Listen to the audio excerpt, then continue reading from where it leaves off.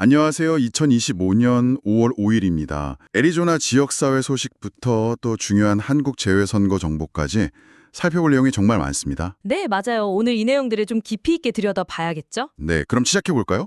먼저 커뮤니티 소식인데요. 5월이 아시아 태평양 문화유산의 달이라고요? 네, 맞습니다. 그래서 애리조나 곳곳에서 관련 행사들이 아주 풍성해요.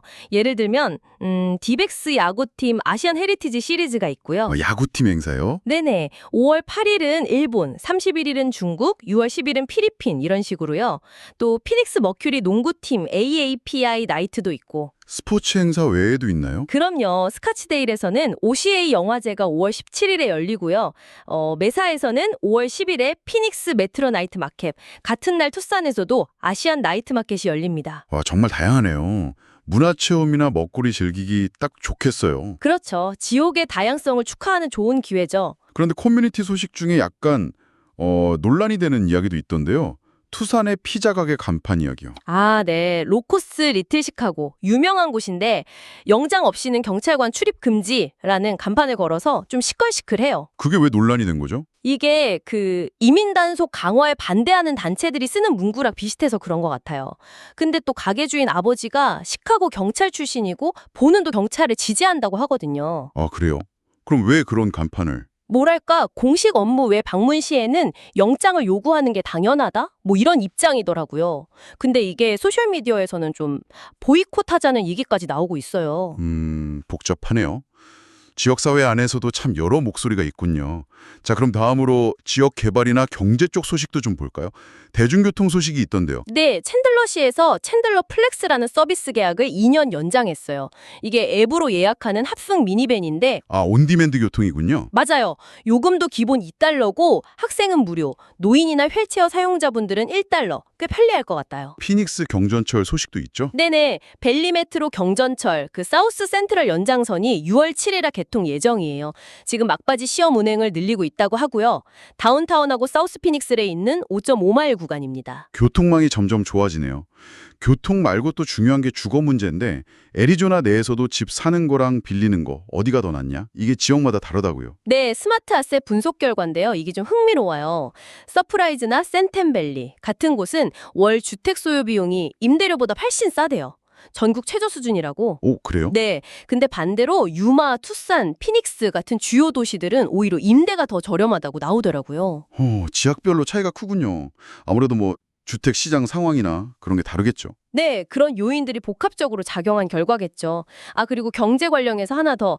크리스 메이스 법무장관이 대마 성분 제품 단속을 강화하고 있다는 소식도 있었어요. 아, THC 제품이요? 네, 맞아요. 허가받은 평구장 외에서는 팔지 못하게 하겠다는 건데 특히 좀 아이들 눈길을 끌만한 포장이나 마케팅 이런 걸 문제 삼고 있어요. 관련 업계랑 소송도 진행 중인데 법 집행 의지는 강한 것 같습니다. 그렇군요. 자, 다음은 좀 무거운 소식들인데요. 공공안전, 범죄 관련입니다. 우선 클리오프스 쿡시 주니어 재판이 시작됐다고요? 네, 오늘 시작됐습니다. 2017년에 피닉스랑 글렌데일 지역에서 8명을 살해한 혐의를 받고 있어요. 8명이요? 와. 네.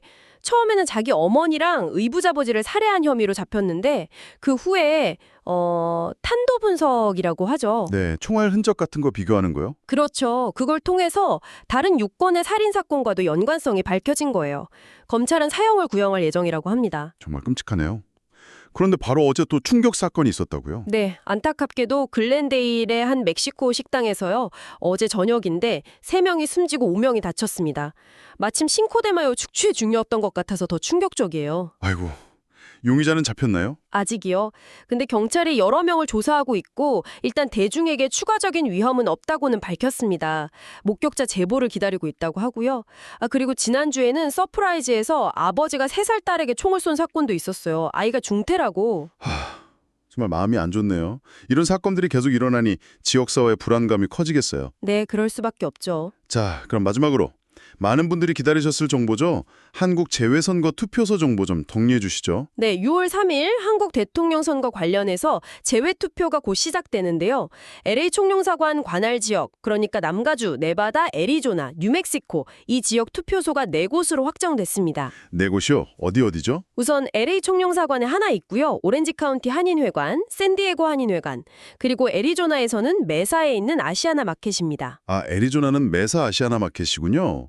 투표 기간이랑 시간은 어떻게 되나요? LA 총영사관은 5월 20일 월요일부터 25일 토요일까지 6일간 하고요. 나머지 3곳, 그러니까 OC, 샌디에고, 애리조나, 메사는 5월 22일 수요일부터 23일 금요일까지 3일간 운영됩니다. 시간은 4곳 모두 오전 8시부터 오후 5시까지로 같아요. 등록하신 분들은 이 4곳 중에 아무 데나 가도 되는 거죠? 네, 맞습니다. 등록 유권자가 총 1,535명인데 가까운 투표소 어디든 가시면 됩니다. 갈 때 꼭 챙겨야 할 서류는요? 신분증 당연히 필요하고요. 여권이나 주민등록증, 운전면허증 같은 거요. 그리고 영주권자처럼 주민등록이 말소되신 분들은 여권이랑 영주권 카드나 비자 원본을 꼭 같이 가져가셔야 합니다. 원본이요. 네, 원본 지참 주요하네요. 안내문도 발송된다고요? 네, 5월 14일까지 이메일로 발송될 예정이라고 하고요.